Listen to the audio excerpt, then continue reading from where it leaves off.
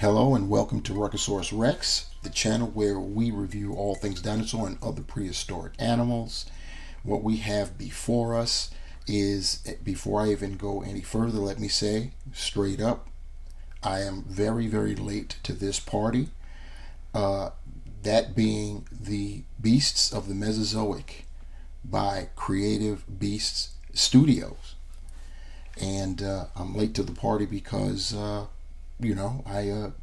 didn't get into it. I always appreciated the accuracy, the scientific accuracy of these figures, and they are figures. They are considered action figures, not models, and therein lies why I'm late to the party. Having always dealt with models, be it PNSO, as you all well know, Rebor, W Dragon, etc. Dealing with models and their sleekness and their how realistic they appeared. I couldn't get past the articulation on the beasts of the Mesozoic, and that's what they're known for. They are articulated. The ceratopsians have 20 points of articulation. So we'll see all that when we get out. And that's a great thing because you can get them into all kinds of poses, whereas with models, they're static. If you have theropods, they have articulated jaws, but that's about the size of it. But with these being officially action figures, they have moving parts. So you can get them, they're very dynamic. The problem with me was that I just couldn't get past the joints. You know what I'm saying? Where all articulation lies. And it was that way until I started looking at some reviews from, shout out to Dino Scream Reviews, because it's because of him that I've jumped down this new rabbit hole. And I gained an appreciation, respect, and affinity and love for this line. So I'm starting with, on some catch up with the ceratopsian series. There are 3 waves of ceratopsians. I have on pre-order the Dromaeosaur series, that pack, the 1/18th scale pack. They started off with Dromaeosaurs at the 1/6 scale, so they were larger sized because Dromaeosaurs are small dinosaurs, most of them, and that was how they, But if you want to mix and match and have consistency at scale, you couldn't pose a 1/6 scale Dromaeosaur with 1/18th scale other dinosaurs because that just wouldn't look right. So they came out with 1/18th scale versions of those Dromaeosaurs. I've got those in pre-order, as well as fan choice ceratopsians. They have different paint apps than their standard releases, and their next series is going to be Tyrannosaurs, kicking it off with Tyrannosaurus Rex itself. So I'm going to be there for that. So enough about that. Let's talk about this. Since I'm late to the party, let me speed up to catch up. What we have here as my first to bat is an Einiosaurus procurvicornis. Now, that is the name of this particular ceratopsian. It was a smaller to mid-sized ceratopsian, and we'll get all that information when we look in the back. Looking at the packaging, you see it's a clear window. You could see the figure within with all those paint apps. Then you see right here, that's a sleeve with some very nice artwork of the creature right there. On the side, you have the Beasts of the Mesozoic Ceratopsian Series 1/18th scale dinosaur action figures with an icon of a Triceratops right there. So then turning to the back, you got that sleeve again. Still have that artwork. It looks like it's a card, and that's what's going to be inside. What you see there is a collectible card of this right there. You have, in terms of with this sleeve, it shows it's got some information, and that information is as follows. This is number 12 in the line, It's once again the Einiosaurus procurvicornis, which stands for buffalo lizard. The length is up to 4.5 meters, which is 14.8 feet, just rounded off to 15. Location, Two Medicine Formation in Montana, USA. Time period, late Cretaceous, 74 million years ago, and it's known for its unusual nasal horn. Procurvicornis means forward curving horn. Einiosaurus is thought to represent an intermediate stage of centrosaurines, in between those with a straight nasal horn and those with a blunt nasal boss, i.e. Pachyrhinosaurus. So they think that this is that link. So the link between, let's just say, Centrosaurus and Pachyrhinosaurus, which are centrosaurines, and we'll get into the difference between centrosaurines and chasmosaurines at a later time. For now, we're going to get into this, and so the top of that sleeve reads 19 points of articulation, realistic movement and detail, profile card included, and like I said, this is number 12 in this series. So we'll slide off the sleeve, and then now you can see that this is wave 2. Einiosaurus is part of wave 2, and they give you a checklist back here, so you can see all of the different species that are included in this particular wave. You have got 8 of them, so you have that. On the other side is nothing, so this is how it goes down. So next up, we will get our Einiosaurus out of the packaging. Before we even get into the figure itself, I had to show you guys the backdrop that's included. All of Beasts of Mesozoic comes with a backdrop, and I'm sure they're all different, but I'm going to zoom in so you could see how nice this is. Really, I said I was going to zoom in, and instead I go the other way. So there, look at that. And if I get us lower, so that way there's nothing peeking through,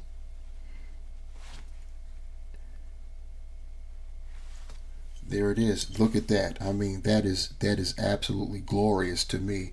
I will definitely be utilizing these backdrops, and when I get to the larger figures, which are the largest of the ceratopsians, and their figures represent that same size to scale, would be the Triceratops and the Torosaurus. They're the largest ceratopsians that we know of and that are in this series. So their backdrops are going to be even bigger than this. So that's going to be lovely.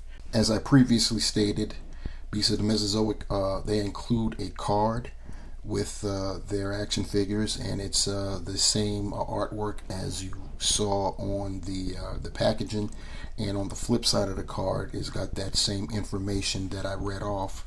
And the other thing that's in the package is instructions on how to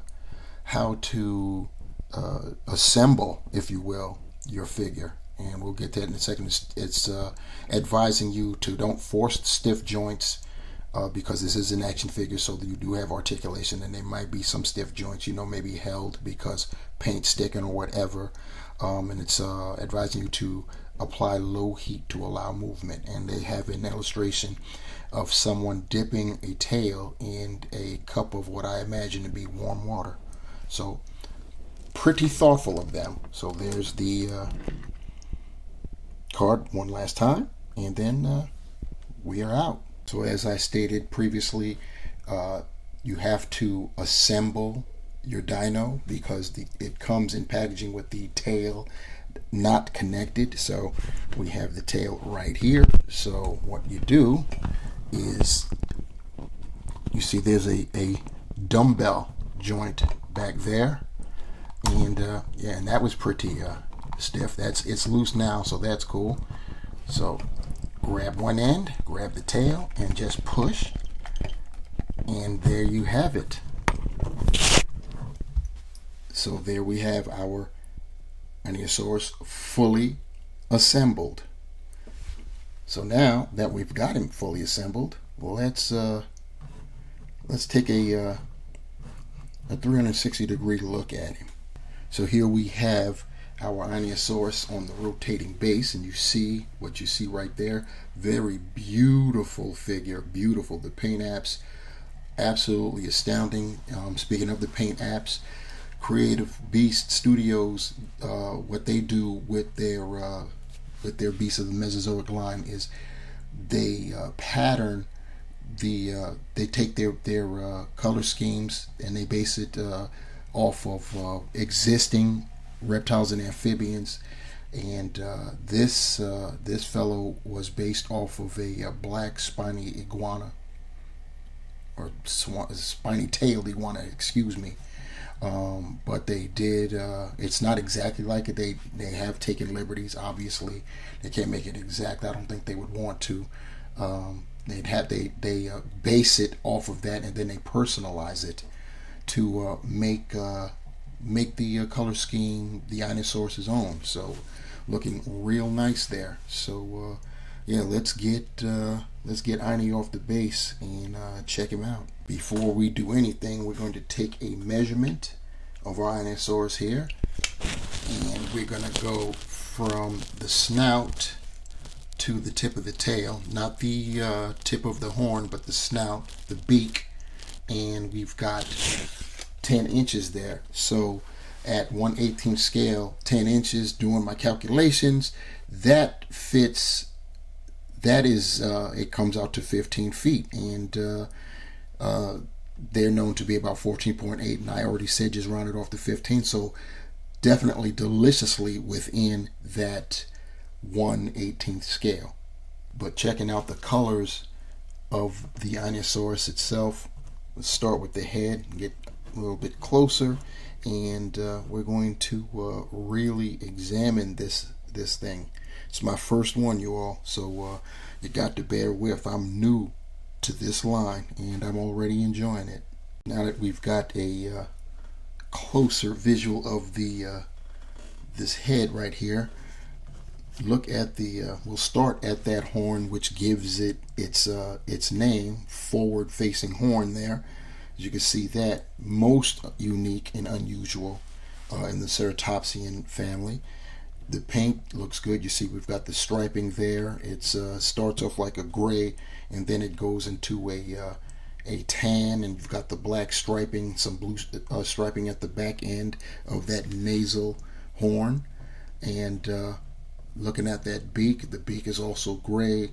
You've got all kind of different colors. The eyes right there. The eye is basically painted I want to say an orange, or a blood orange. It's kind of darker than the average orange with black pupils. You've got these bony ridges above the eyes, and that may be what they speak of when they talk about this creature being an intermediary between Centrosaurus and Pachyrhinosaurs. Pachyrhinosaurs have, instead of having nasal horns, they have these big blobs of bone, which are called bosses. And I think it kind of sort of starts above the eyes and works its way down to the nasal area. And we'll find that out when I get a Pachyrhinosaurus. And I will get one. You can trust and believe that. Anyway, looking more, you see you've got this textured area there for what we'll call the cheekbones, and you see some of that dark striping there. The basic face of the animal is like a kind of like a black. I don't want to call it charcoal gray. It's kind of black, light black. It's got nice texture. There's some browns in there. You can see right up in there, and some gray striping underneath. The throat, brownish, like a rust-colored brown. Looking at the back, and here's the grill. Well, let's not look at the back. Let's look at the frill. What are we talking about? We've got articulation. I can lower the head there, and you can see the nice deco on the frill. You've got ridges there, and two horns, two vertical horns pointing upwards. They're start off like a bone white color, and then they taper off into a dark color. Very, very nice. Same things going on the other side there. And then looking at the back of the frill, there really isn't much going on back there, but you do get the texture, so that's pretty good.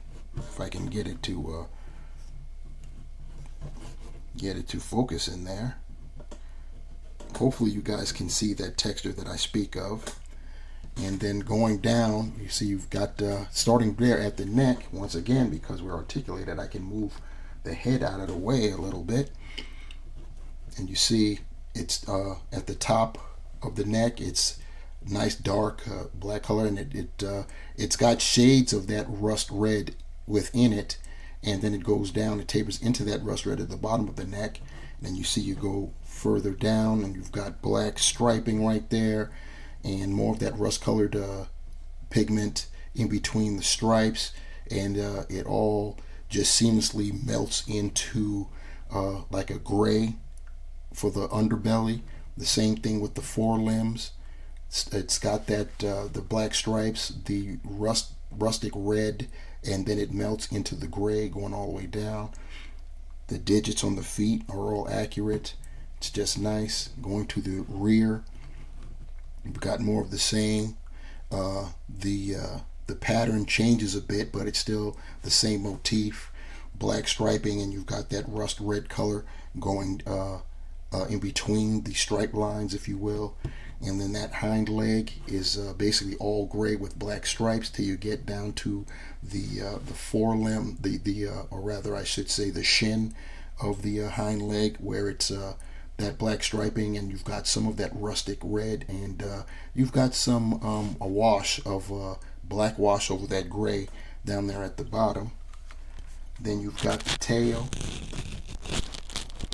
We've got that same striping, and the coloration in between the stripes is lighter than the rustic red that was in the main body. This is more tan, if you will, as it goes down and it tapers on, and as it tapers on to the end of the tail there.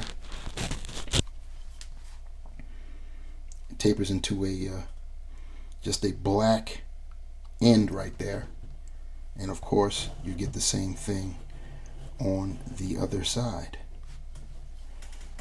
So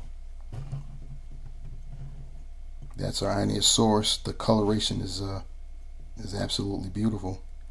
Now it's time to get down to something that I've never really done before outside of demonstrating articulated jaws on various theropods.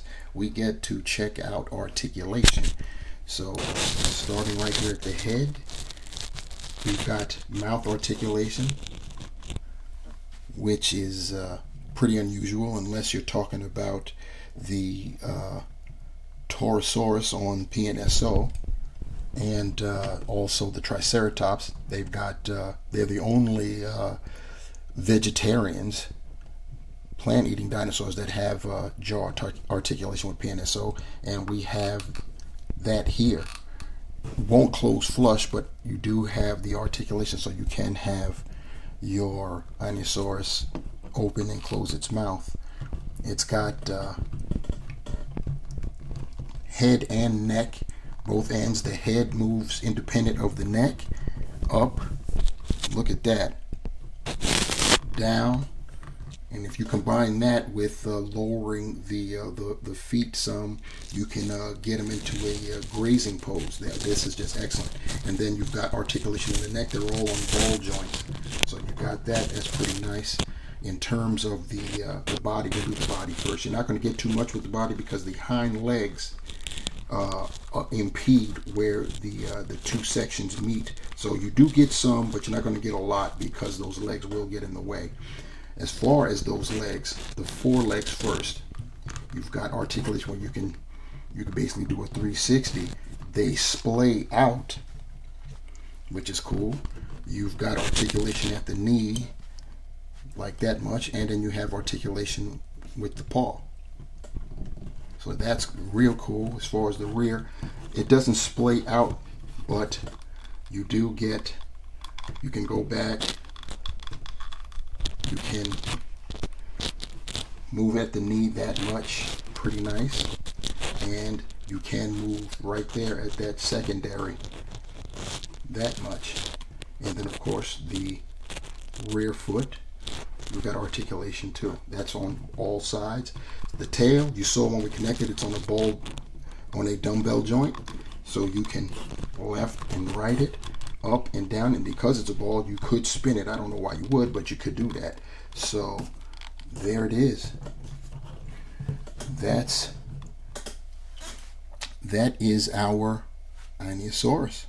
I brought out a couple of PNSO models, the both aforementioned Pachyrhinosaurus and Centrosaurus.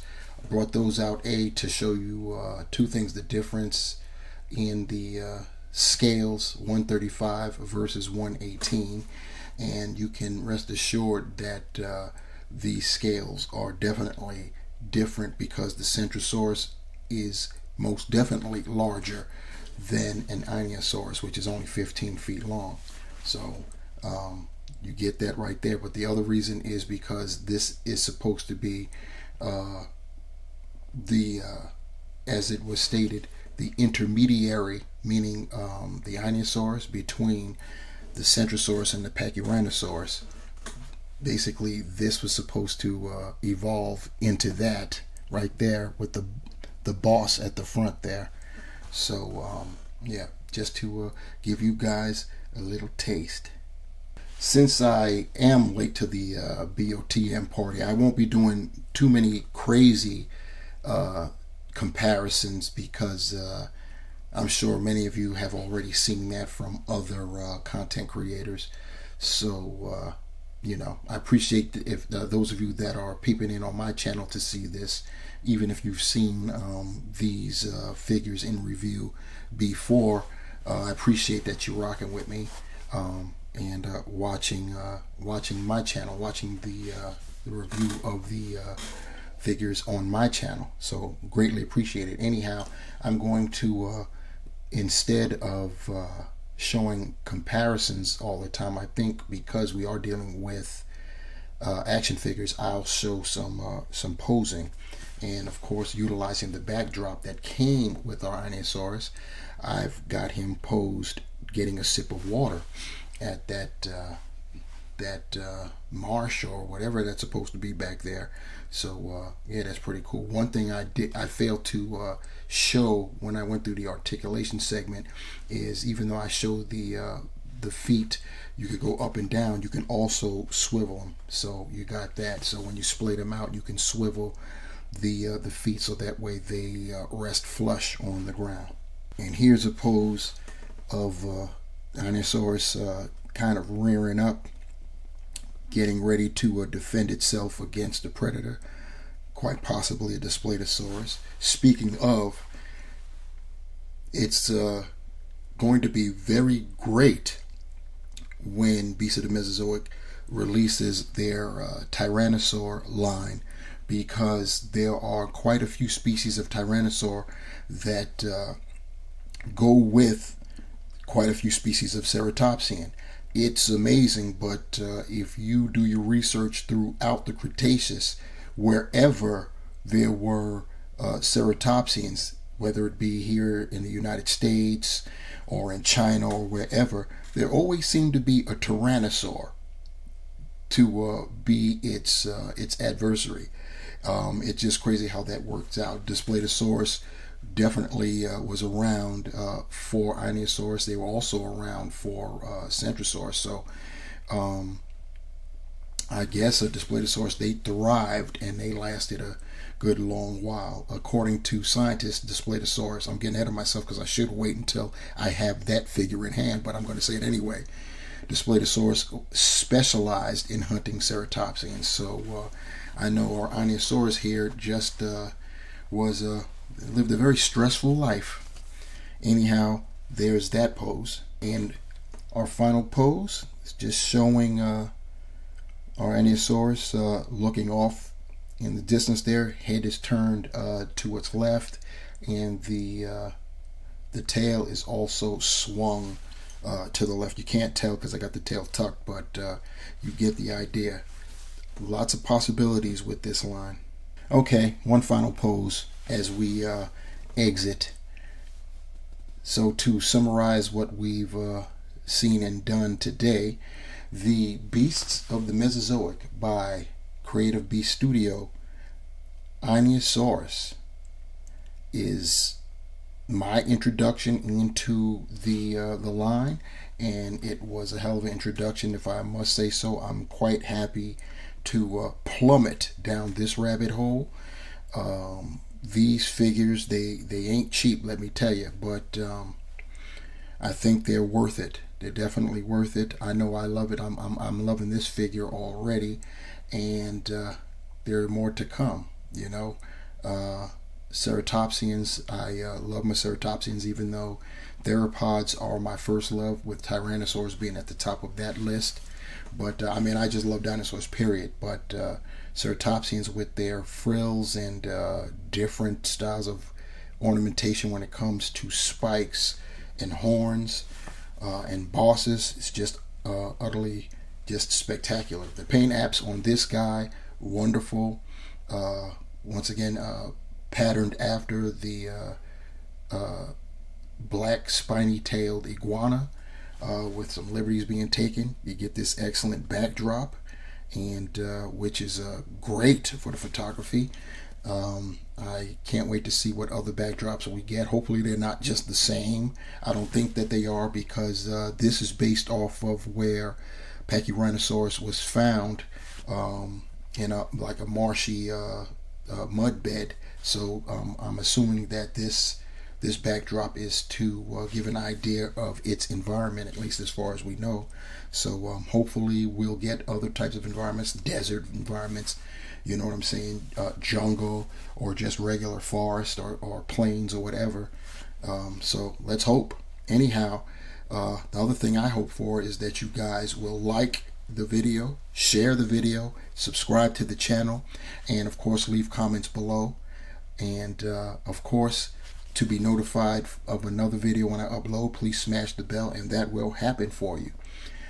Once again, Beasts of the Mesozoic, Einiosaurus, Creative Studios, Rechosaurus Rex. Thanks for watching. Take care.